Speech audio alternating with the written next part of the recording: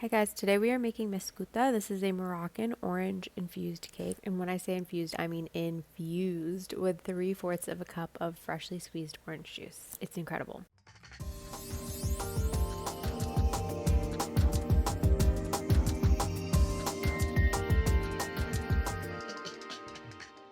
To make this orange bundt cake, we are starting by prepping our bundt pan. I like to do this by spraying with nonstick oil and then gently sprinkling with flour. And then we're going to start mixing our wet ingredients. I've got white granulated sugar and olive oil here, as well as vanilla extract, our entire 3/4 cup of orange juice, freshly squeezed, and freshly zested orange zest, and then we're cracking in 4 eggs. You'll notice this cake does not have any butter. We're using olive oil in place of that, and it's going to create a super moist, soft, springy cake. Olive oil is a staple ingredient in Moroccan cuisine, and it's so fun being able to use it in baking recipes as well. Now, when it comes to the orange juice and orange zest, I cannot stress enough, this must be freshly squeezed and freshly zested. It's just not going to turn out the same if you use store-bought orange juice. So just take the time to go ahead and do this from scratch. It is so worth it. The end result is so fragrant, and that fruity sweetness is just key to making this cake so special. So once we've beaten the eggs in with all of those other ingredients, we're going to add in our milk and just gently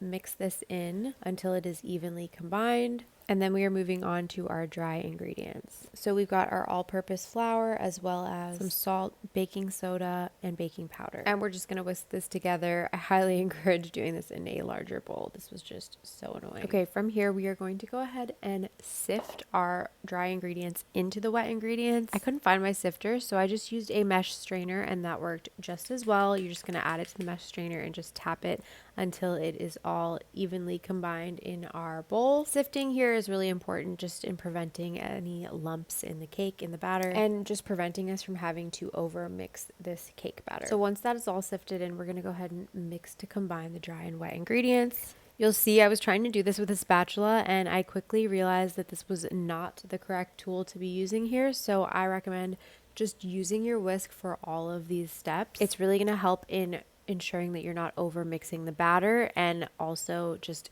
evenly combining those dry ingredients into the wet ingredients. Be really careful not to over mix here. And once the batter is smooth, we're going to go ahead and pour this into our prepared bundt pan.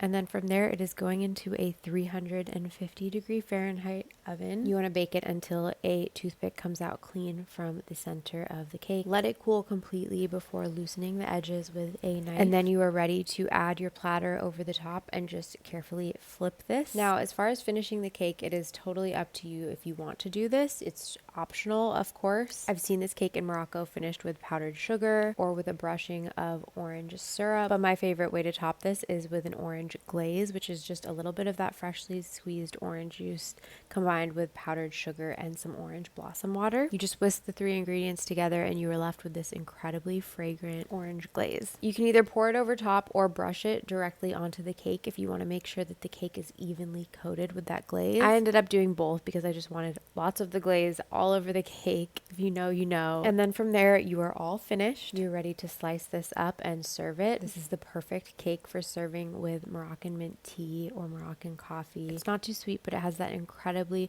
floral fruitiness of the fresh orange, and it is just such a treat to enjoy. Thanks for watching, and bismillah.